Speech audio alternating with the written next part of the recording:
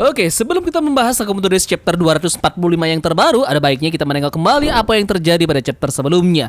Pada chapter lalu, cerita berfokus pada pertarungan hidup mati antara Akira Akao dan juga Uzuki, yang saat itu berada dalam mode Takamura. Pertarungan ini berlangsung sepihak ya, karena Akira terus terdesak baik secara teknik, kekuatan maupun pengalaman sementara. Seluruh kejadian tersebut direkam dan disiarkan secara langsung oleh Kanaguri ke berbagai platform digital. Lokasi pertarungan pun berpindah-pindah, menghancurkan ruang publik dan menyeret warga sipil ke dalam kepanikan. Hingga akhirnya Akira mengalami luka parah di bagian dada dan berada di ambang kematiannya. Meskipun sempat melakukan perlawanan dengan menggigit jari Uzuki, hal tersebut tidak cukup untuk membalikan keadaan.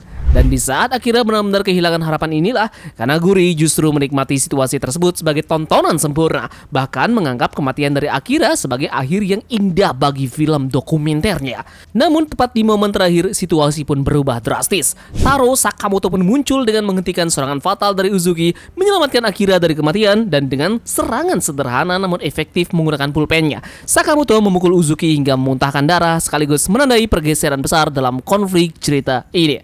Yep, jadi sekarang kita akan bahas chapter Sakamoto Days yang terbaru.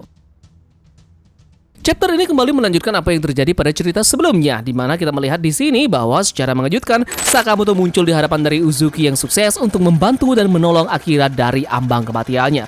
Semuanya tak percaya bahwa bisa-bisanya dengan cepat pria gendut tersebut berhasil untuk mengendalikan pertarungan, dan bahkan sekarang ini pun semuanya dilihat oleh kamera yang masih merekam kejadian tersebut di penjuru dunia. Kanaguri sang sutradara pun benar-benar tak percaya dengan apa yang dilihat di depannya saat ini, di mana ada dua aktor utama yang masuk ke dalam filmnya. Di sini, Sakamoto pun menjelaskan bahwa rekaman yang dilakukan oleh sang sutradara ini akan dipakai sebagai video pengungkapan kebenaran. Di sini kemudian Sakamoto mencoba untuk melihat kondisi dari Akira yang memang punya luka yang sudah cukup parah akibat dari serangan yang dilakukan oleh Uzuki sebelumnya. Dia di sini bilang kepada Akira bahwa kalau tidak segera ditangani, luka yang dia derita akan benar-benar berbahaya bagi dirinya. Nah, Sakamoto kemudian berpesan bahwa dia hanya mencoba untuk menghentikan warga sipil di sini. Kau sudah berjuang dengan sangat baik dan sisanya serahkan saja pada aku. Di sini pun Sakamoto melihat ke kamera dari sang sutradara dan bilang bahwa sebaiknya sekarang kita matikan saja satu aktor ini dan kita akan menangani sejahat ini dengan sebisa yang kita bisa. Sakamoto juga menambahkan dalam ucapannya ini bahwa jurnalis yang disebut dalam video ini telah menyerahkan diri. Kanaguri di sini pun terlihat panik melihat Sakamoto di sana dan bergemetar. Kanaguri kemudian bilang ke Sakamoto bahwa rekaman ini akan disiarkan ke seluruh penjuru dunia. Sakamoto pun menjawab hal tersebut dengan bilang bahwa mulai sekarang aku yang akan jadi tokoh utamanya. Sebagai gantinya, jangan sekalipun mencampurkan kebohongan. Kalau kau berbohong berarti kau adalah musuh. Mungkin itu satu-satunya cara untuk menyelamatkan dunia. Kanaguri akhirnya paham akan artian dari kata-kata dari Sakamoto dan terus untuk merekam dan menyebarkan video tersebut dan akan memberikan angle-angle yang terbaik yang dia upayakan. Sakamoto kemudian melakukan akting seolah-olah memang menjadi aktor sungguhan di sebuah film dengan bilang di sana bahwa pura-puralah menjadi aku, mulai sekarang hidupmu punya arti. Sebagai gantinya jangan pernah mencoreng namaku dan aku sudah bilang sebelumnya itulah tugasmu. Kanaguri pun terlihat kebingungan melihat Sakamoto benar-benar aneh tidak seperti biasanya. Nah, pertarungan pun dimulai di antara kedua pembunuh bayaran yang terkuat ini. Bagaimana dengan sangat cepat Sakamoto beraksi berupaya untuk mengambil alih pedang dari Uzuki. Di samping hal tersebut, kamera dari sang sutradara kembali mengambil gambaran-gambaran mengerikan yang tentu saja broadcastnya disiarkan ke penjuru dunia hingga membuat beberapa orang yang melihat hal tersebut menonton sebuah pertunjukan yang mengerikan. Dua pembunuh bayaran terkuat ini pun kemudian langsung keluar gedung dengan aksi yang sangat luar biasa epik, di mana mereka langsung terjun dan lantas mendarat ke sebuah mobil dan disinilah kemudian kembali kita melihat Uzuki yang dalam mode Takamuranya berbicara dan memandang Sakamoto dengan tatapan tajamnya. Disinilah kemudian Sakamoto memerintahkan anomali Takamura yang berada di tubuh dari Uzuki untuk segera keluar dan menyuruh untuk Takamura ini tidak ikut campur dalam urusan mereka.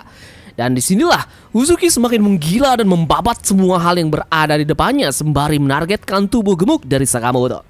Kita pun melihat di sini bagaimana reaksi dari Sakamoto yang melakukan defensif dengan mengambil tutup saluran air, kemudian menghantamkan benda tersebut ke arah dari Uzuki dan yap, salah satu pukulan berhasil mendarat ke wajah dari pria berambut putih tersebut yang menghantam keras, lalu mereka pun menerobos masuk ke dalam sebuah wahana bermain. Pertarungan kembali dilanjutkan di tempat ini, dan kita melihat bagaimana aksi demi aksi dilakukan oleh kedua pembunuh bayaran ini. Sembari kita melihat Sakamoto yang kembali masih mengingat kata-kata dari Rion bahwa jagalah apa yang ingin kau jaga dan lindungilah hal tersebut jangan sampai kembali hilang dan merenggut nyawa orang-orang yang kau cintai. Aksi ciamik kembali dilakukan oleh Sakamoto dengan menggunakan senjata andalannya berupa pulpen dengan berhasil menghentikan dan menjauhkan pedang dari Uzuki dengan pulpen tersebut yang dia kunci dengan kakinya. Pertempuran kembali lanjut dan menuju sebuah ruangan yang berisi banyak sekali orang, dan disinilah kita melihat bagaimana adanya beberapa kaca yang mengelilingi Uzuki. Dan menariknya, kita melihat pada salah satu kaca yang berisikan bayangan dari Takamura mencoba untuk memotong tubuh dari Uzuki dari belakang. Dan disinilah kita melihat Uzuki yang menebas pedangnya ke arah dari bayangan kaca yang berisi Takamura tersebut. Dan disinilah Sakamoto mengatakan bahwa jiwa Takamura yang berada di tubuh dari Uzuki sudah menghilang dan pergi karena jiwa tersebut sudah mati dalam serangan terakhir yang Uzuki lakukan sebelumnya. Nah, sekarang berdasarkan peristiwa apa yang terjadi pada chapter ini dapat disimpulkan ya bahwa konflik antara Sakamoto dan juga Uzuki ini telah memasuki tahap krusialnya. Pernyataan Sakamoto mengenai hilangnya jiwa Takamura ini mengindikasikan bahwa Uzuki kini tidak lagi berada dalam mode tersebut. Jadi dengan demikian, Uzuki akan bertarung sepenuhnya menggunakan kemampuan dan kegilaannya sendiri.